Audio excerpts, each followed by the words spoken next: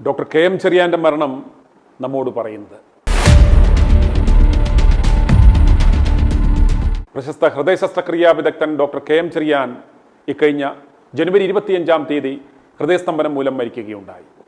രാത്രി 11:50 അദ്ദേഹത്തിന് അന്ത്യം സംഭവിച്ചത്.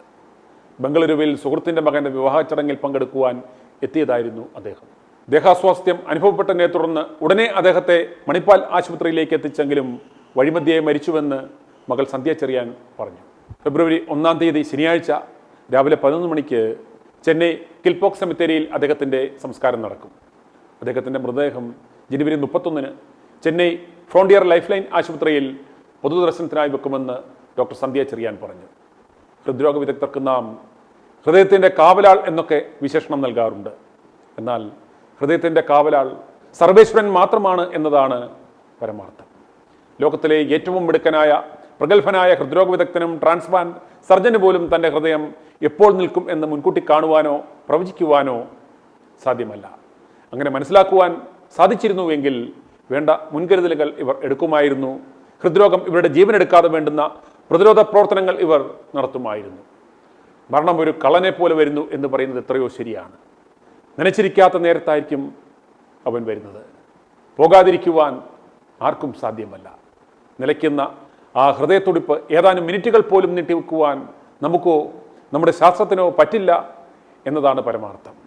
ഡോക്ടർ കെ എം ചെറിയാൻ്റെ ഹൃദയത്തിൻ്റെ തുടിപ്പുകൾ നിൽക്കുന്നതിന് മുമ്പ് ആയിരക്കണക്കിന് ഹൃദയങ്ങൾക്ക് അദ്ദേഹം രക്ഷകനായിട്ടുണ്ട്. അവരുടെ നെഞ്ചിൽ ചേർത്ത് വെക്കുന്ന സ്പന്ദമാപ്പിനിയിൽ മുഴങ്ങുന്നത് അദ്ദേഹത്തോടുള്ള ആ നന്ദി പ്രകടനമാകാം. ഹൃദയ ശസ്ത്രക്രിയാ രംഗത്തെ പല റെക്കോർഡുകൾക്കും ഉടമയാണ് ഡോക്ടർ കെ എം ചെറിയാൻ.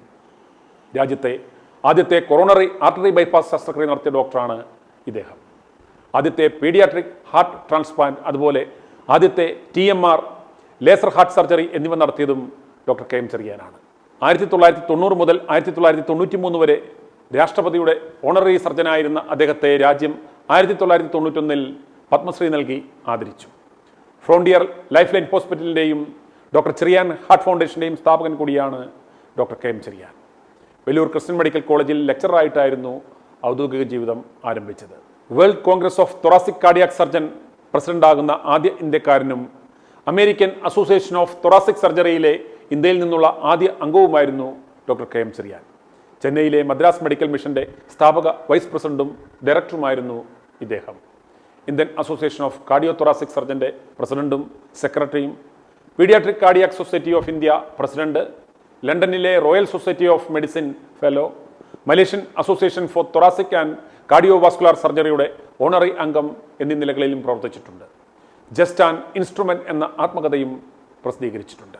ഭാര്യ പരേതയായ സെലിൻ ചെറിയാൻ, മക്കൾ സന്ധ്യ ചെറിയാൻ, ഡോക്ടർ സഞ്ജയ് ചെറിയാൻ. ഇത്രയും വലിയ നേട്ടങ്ങൾ ഉണ്ടാക്കിയപ്പോഴും അദ്ദേഹത്തിൻ്റെ മനസ്സിൽ ഏറ്റവും വേദനയായി അവശേഷിച്ചിരുന്നത് അദ്ദേഹത്തിൻ്റെ ജന്മനാട്ടിൽ നിന്ന് തന്നെ ഉണ്ടായ ദുരനുഭവങ്ങളാണ്.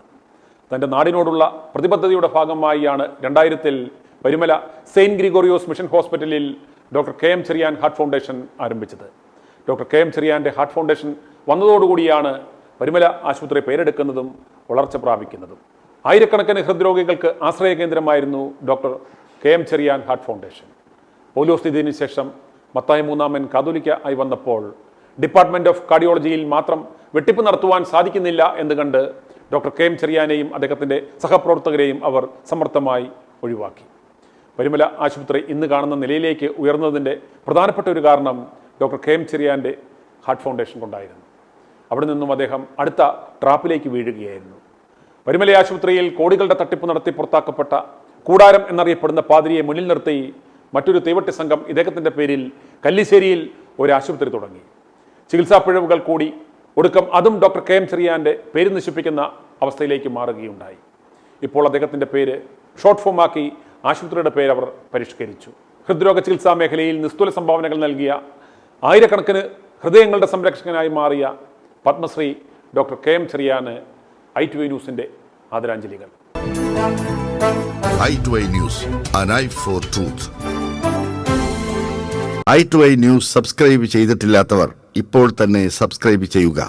നോട്ടിഫിക്കേഷൻ ലഭിക്കുവാൻ ബെൽ ബട്ടണും അമർത്തുക.